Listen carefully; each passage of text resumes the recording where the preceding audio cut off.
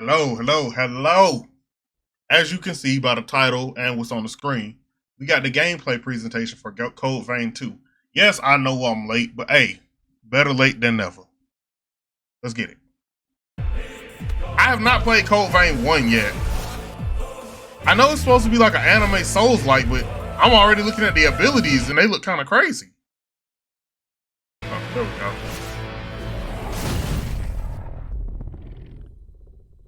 I'm gonna play Code Vein 1 before 2. Hello, and welcome to a gameplay presentation of Code Vein 2.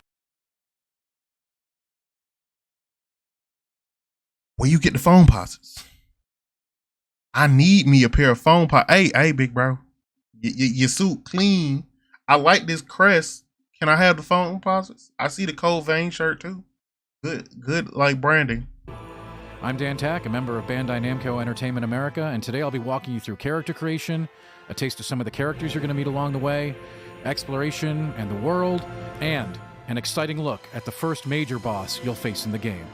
Without further ado, let's get into the action. Is there a demo? So before we take you into the action proper, we've got to create a character. And Code Vein 2 features an extremely robust character creator. Hold on. Without further ado, let's look at the baddies. Hold on. The anime girl baddies. So before we take... We got Goth.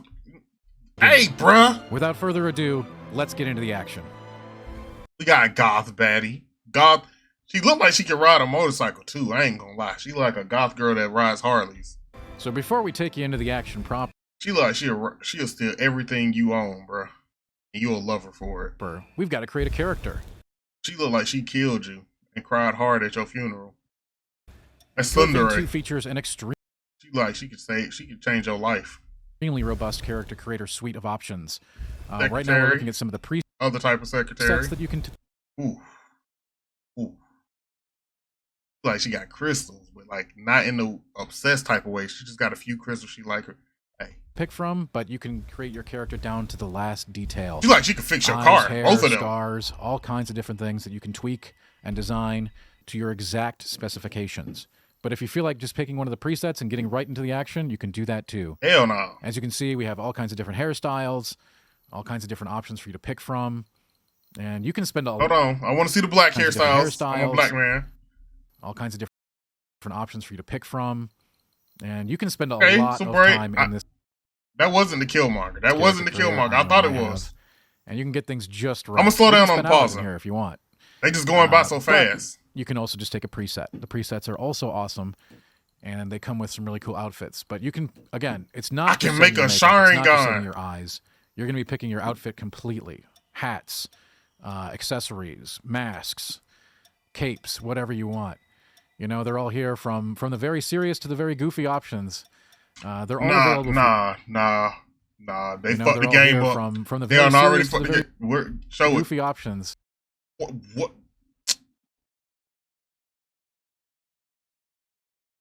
The little crown tilted to the sideway with the T.I. lean on the little crown. Boy, what? They're all available for you, depending on what you want to do. I mean, look at these hats. Look, I definitely want to go with, look at those ears. I want some of those. I'm getting a pair of those. So that's my character. But you can create yours however you like. Can we get two for like two at once? As you can see here, it extends to full outfits that you can have too. Okay. I'm thinking you might spend a lot of time in here if you're one of those players that likes to really customize your character. And if you don't, that's what the presets are for. Just grab and go. Once you've got your character set up to look at, you can change all these other aspects of it too. Get the great screenshot, share it with your friends. Oh, definitely. And we're getting right into it. Excellent. It's a pleasure to make your acquaintance at last. All right then. So I need you to I'm feeling a demo coming. That's what I'm feeling.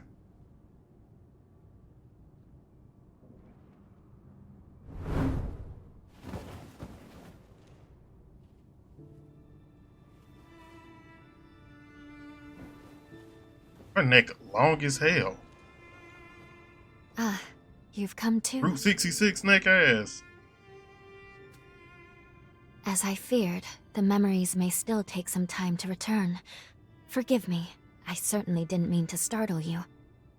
My name is Lou Magmel. I am a revenant. Bear with me, for this may come as a shock.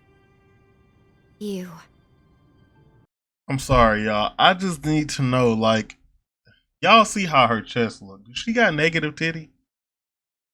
Like that's not a A. It's a A minus, and then the further back you go, the deeper her chest is. I'm just trying to figure out, bro. Have died once already.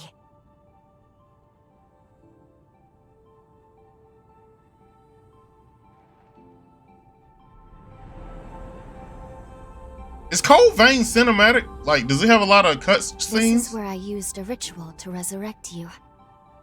I gave half of my heart in order to restore yours. That sucks, because I'm gonna betray you later on. As a consequence, we now share the same heart, you and I. We are two lives intertwined as one.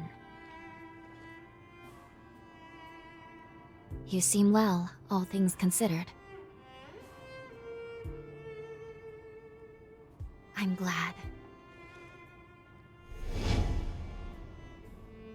Right before your eyes? Do you think you can stand? There is someone that I'd very much like for you to meet. She ain't got no chest, but she got a lot of hips and thighs.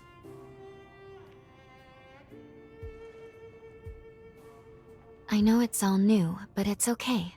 You can trust me. Her hips are as wide as her neck is long.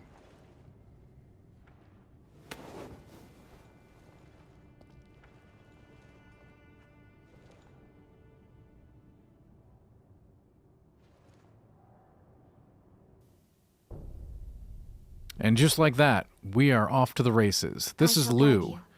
Lou Please is the follow first me. character in the game we're going to meet, and a character that's one of our companions. You'll encounter many of these over the course of the game.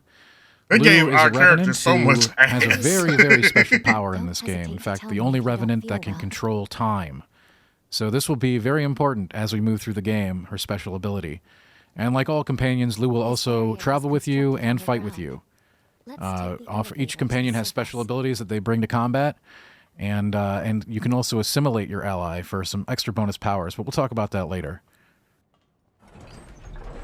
It's got the souls button. For now, we've just started the journey here in Mag Mell, and we're going to be heading out into the world. This will be the quest of the deadliest yacht. So this island of Mag Mell is sort of a tutorial area for the player to get used to things before heading out into the greater world. So we'll get a taste of the Our action here. destination is the tower on the hill. I got so many souls likes I need to play. And you see we just picked up some flour Until a there. You can century find ago, all kinds of useful Mag Mell consumables in the was a world that you can research use to craft institute helpful tools and dedicated to the items. investigation of formulae. So obviously things like flour and other food Formulae. items will help us make some refer tasty to the treats unique that might give us some abilities of bonuses, revenants, buffs, or healing. conventionally known as enchantments, curses, and the like.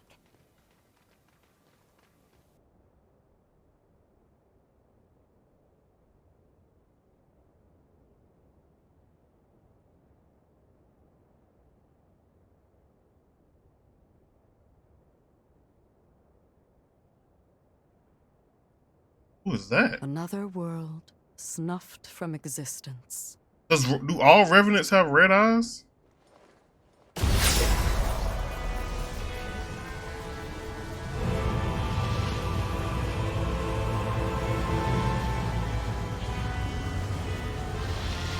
Who the hell pissed the US off?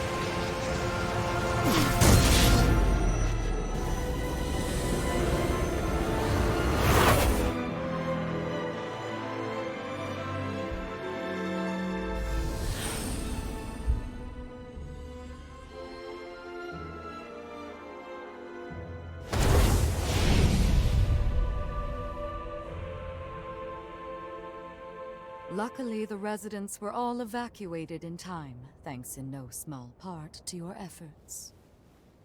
My name is Lavinia Rhoda. You know, you got a piercing stare, but I missed every bit of it. I was looking at the wrong thing. I apologize. It is I who carries on the great Idris's mission and legacy. It is you, though, who must save the world of man. And she tatted too? So these Lavinia and Lou are basically going to be your companions here at the beginning here to get you through this. The concept of we're going to travel to the past to save the present. Essentially, it's a Code Vein 2 hinges on time travel as a huge element of it. So basically, we're going to go to the past to save the future, more or less. Okay. So that's very important here in establishing the plot. We've now entered a ruins area, which is sort of an introductory dungeon area. And here you're getting a quick taste of the combat. We're getting some blocking, some rolling. You can see these little slashes accumulate on the enemies there. Those are bleeds. And we can capitalize on that by attacking with the jail item, which will give us Ichor, which is the resource we're going to be using to facilitate our special attacks and special abilities. So it's very important in the pace of combat to, put some slashes on the enemy and then essentially acquire them to keep your pool of resources high. With this introductory sword, we've got this nice little, as you can see, sort of a dash lunge attack, which can help us close the distance down very quickly, get in and out of combat easily. It's a very useful introductory move that you'll have on your starting blade. So, off rip, I've not played Code Vein before.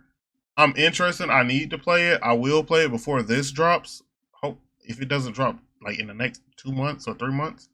But this feels like somewhere like between maybe Lies of P and Stellar Blade.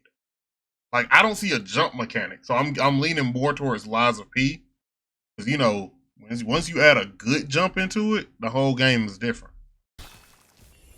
As you can see, we're maneuvering around the enemy here, getting behind them, backstab, executing a nice little stagger and a crit attack. Those are going to do tons of damage. Great way to take out opponents. As you can see, in this smaller dungeon, there's still plenty of little items to find, consumables, and more important items as well. We're swapping here to a different weapon. Twin blades? That look like twin blades. I rock the twin blades like Sun Jin Woo. This is an awesome way to do damage at range and also fire at targets across that are too far for you to hit. This does consume the Ichor resource, so you'll have to be replenishing your supplies of that as you move through the game. This is actually in a side category of item called Bequeathed Forme. And there are different things that you can put in this slot other than the bow, but those are going to be kind of a surprise, so we're not going to tell you what the other ones are. But you'll see the bow used here. We can use it to take out this target at range, like so. And this is actually a very important map object that we've just destroyed, and it will unlock large chunks of the map for you to see in the overworld. And now we're going to skip ahead a little bit into the next section of the ruins. We're a bit deeper into this introductory dungeon down below. And we have swapped weapons to the bayonet. This is an interesting weapon archetype in the game. You'll find different varieties of this. It does allow for both ranged and melee combat. Like the gun blade? So you'll need ammunition to do the ranged, but it's got quite an interesting moveset, as you can see, in melee range as well. So this is a really cool sort of versatile playstyle that you can employ. I'm guessing the Ichor is used for it as well? It's pretty useful here in this area here as we're trying to navigate these narrow corridors and two ranged enemies that are shooting us from afar. So the bayonet will let us shoot back, as well as get in their face. So depending on how you like to play, the bayonet might be a great option. There's multiple options for you to check out as you go through the game, different archetypes. I like that they give you the option to shoot it out. We do need ammunition, so we might have to reload here soon. As you can see there.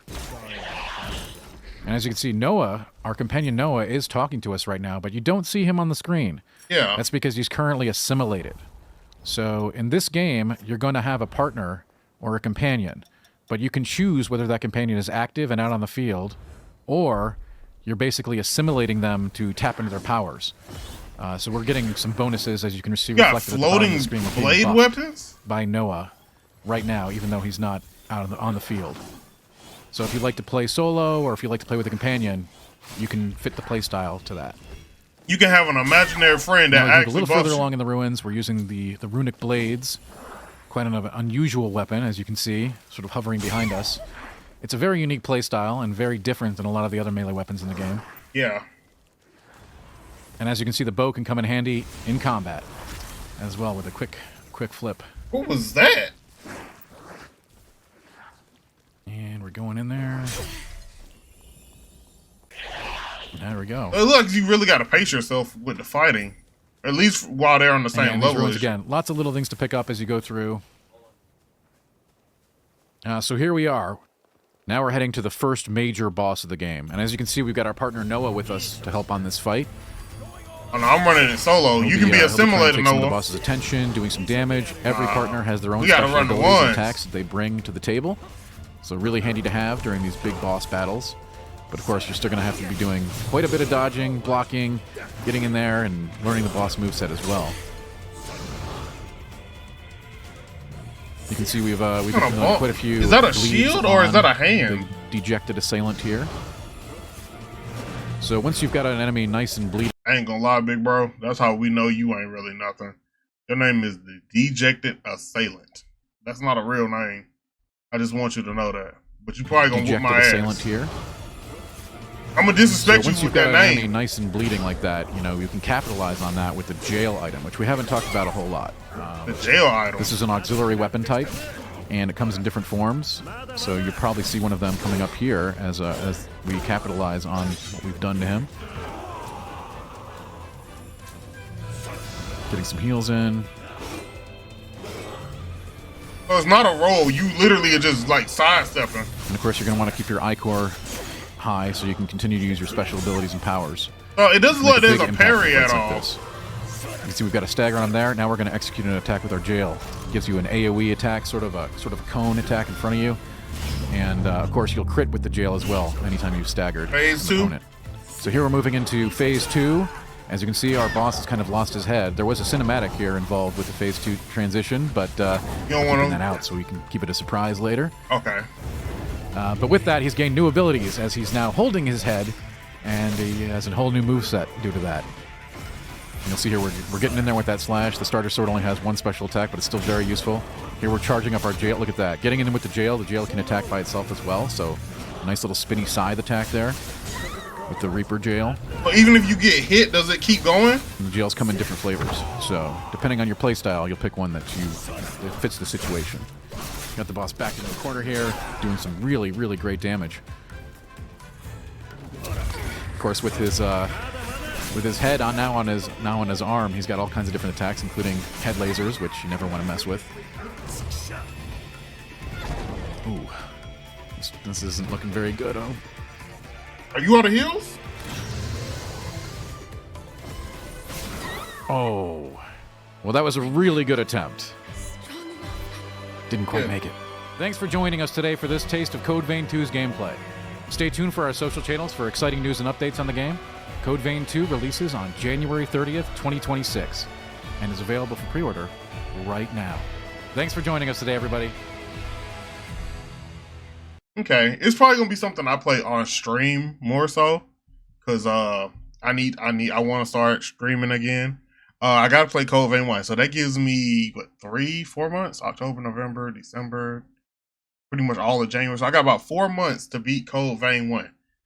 I got a list of Souls likes, and if y'all see me on Twitch or here on YouTube, not the gaming channel, my live channel, I know you don't see it nowhere, but if y'all see me anywhere playing games, it's because I got a lot of Souls likes I gotta finish. I got a lot of like bangers that came out this year, last year, and 2023. Like I ain't played Baldur's Gate 3 yet, but I want to. Just, I'm a grown man, gotta play it. But Code Vein does look good.